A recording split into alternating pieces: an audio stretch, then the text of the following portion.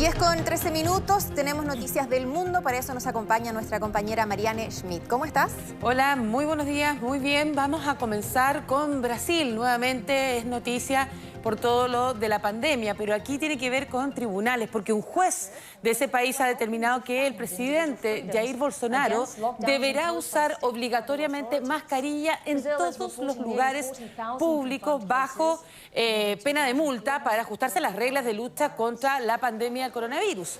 Pues bien, el magistrado decidió además que el gobierno federal deberá exigir a sus funcionarios y colaboradores el uso de mascarillas de protección individual. Si no lo hace, arriesga al Estado una multa de 20.000 reales. La sentencia obedece a una demanda civil planteada por un abogado que denunció la conducta irresponsable del presidente frente a la pandemia, que en todos estos encuentros, que han sido varios, sobre todo los fines de semana, siempre incluso ha abrazado a sus seguidores y siempre sin mascarilla. En el fondo, dejando de lado cualquier medida sanitaria, incluyendo el distanciamiento social. Y cuando él tendría que dar el ejemplo. Entonces, que uno espera del resto de la población. Y a esto, Claudia, se conoce justo en momentos en que América Latina ha superado las 100.000 muertes por coronavirus y Brasil es el país que registra más de la mitad de los fallecidos en toda la región y acumula además más de 2 millones de contagios. Y en ese contexto nace una luz de esperanza, porque la vacuna candidata contra el nuevo coronavirus desarrollada por la Universidad de Oxford en el Reino Unido comenzó a ser probada ya en este país. En el estado de Sao Paulo, el más golpeado por la pandemia, se iniciaron las pruebas el pasado fin de semana tras lograr la aprobación de la Agencia Nacional de Vigilancia Sanitaria de Brasil. Vamos a ver cómo van a ser los resultados de esta prueba. Lo siguiente es muy llamativo, nos lleva a Colombia, porque en medio de la polémica por los estrictos protocolos durante los funerales de fallecidos por COVID-19 se produjo una situación bastante preocupante en ese país. En medio de llantos, amigos y familiares decidieron abrir el ataúd para brindar el último adiós al fallecido, y lo hicieron luego que uno de ellos gritara que el que tuviese miedo se retirara de inmediato de ese lugar. Los familiares no solo abrieron el ataúd, sino también las bolsas de seguridad en la que estaba resguardado el cuerpo como medida sanitaria implementada en todo el mundo a los fallecidos de COVID-19. Su idea fue ver el rostro del difunto y luego volver a cerrar esta bolsa.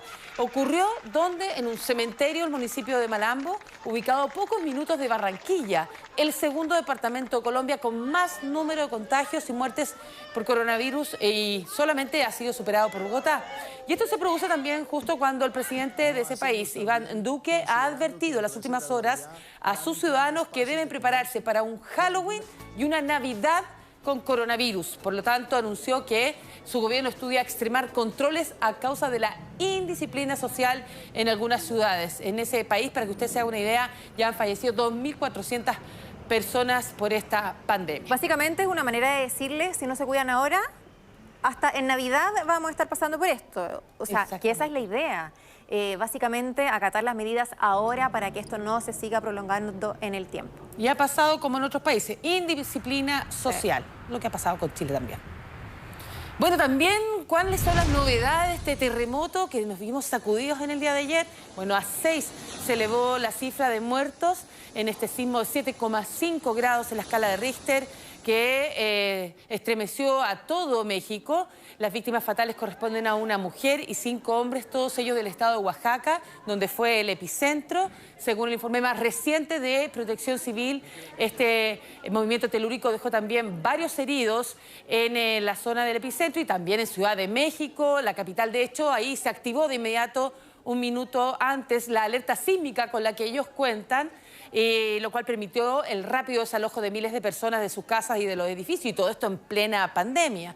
Más de 500 casas y 55 monumentos históricos sufrieron daños como consecuencia del terremoto. Habló el presidente Andrés Manuel López Obrador, llamó a la precaución una vez más y a mantenerse en calma, debido a que ya se han registrado, Claudia, más de 500 réplicas de este potente sismo. ¿Qué pasaba con el tema del tsunami? Horas después del terremoto se levantó esta alerta. Se había activado en toda la costa del Pacífico mexicano y también en Guatemala, Salvador, Honduras y Ecuador. O sea, recorrió Centroamérica y de hecho fueron los usuarios que captaron a través de estas imágenes que vemos en pantalla y difundieron en sus redes sociales cómo se iba recogiendo en definitiva el mar, incluso hasta 15 metros. Sobre todo ocurrió en la localidad de Huatulco, que está en el estado de Oaxaca, y justamente el Centro de Alerta de Tsunamis de la Marina Mexicana ya había advertido de variaciones anómalas en el nivel del mar de 113 centímetros y por eso estaban en esta alerta. Finalmente y afortunadamente no ocurrió un maremoto. Viajemos a Rusia. El presidente de ese país, Vladimir Putin, presidió en Moscú el desfile militar con motivo del Día de la Victoria, una parada castrense que tuvo que ser aplazada en mayo por la pandemia y en la que el mandatario ha subrayado que Rusia está preparada para crear un sistema de seguridad global fiable. El mandatario, la verdad, que al igual que Donald Trump, ya entró en plena campaña para lograr la victoria del sí en el plebiscito constitucional del próximo 1 de julio, del que depende su permanencia en el poder después del 2024. Afirmó que gracias a las medidas adoptadas por su gobierno se permitió salvar decenas de miles de vidas por el coronavirus, y es que el principal rival de la reforma constitucional precisamente es en estos momentos el coronavirus y el descontento popular que ha provocado el aumento del paro, la caída del poder adquisitivo y sobre todo los efectos de este confinamiento tan extenso.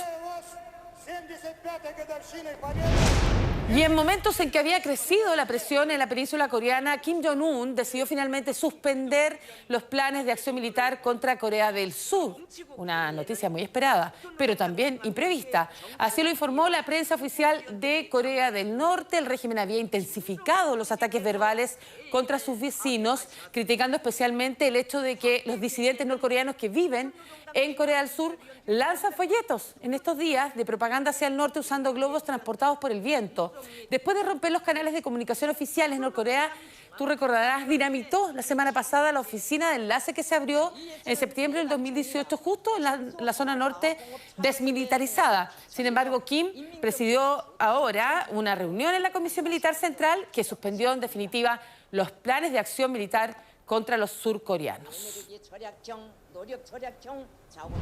¿Qué pasa con el presidente Donald Trump, el presidente de los Estados Unidos? Él ha asegurado en las últimas horas que el muro con México frenó el paso del coronavirus hacia los Estados Unidos. Una declaración que sorprende en el momento en que su país lidera la cifra de muertos y contagiados a nivel mundial, con más de 123.000 fallecidos y más de 2 millones de casos. Eso se suma a que los estados fronterizos, Arizona, Texas y California, han experimentado en las últimas 2 semanas un fuerte repunte de contagios. Estas nuevas declaraciones las realizó el mandatario durante una visita que hizo ayer en la frontera con México para celebrar los avances de la construcción del muro, que será clave en las elecciones presidenciales de noviembre, en las que ya confía obtener un segundo mandato. Desde ahí afirmó que esta barrera lo ha detenido todo, haciendo obviamente alusión al coronavirus y por supuesto todo esto ligado a la inmigración ilegal.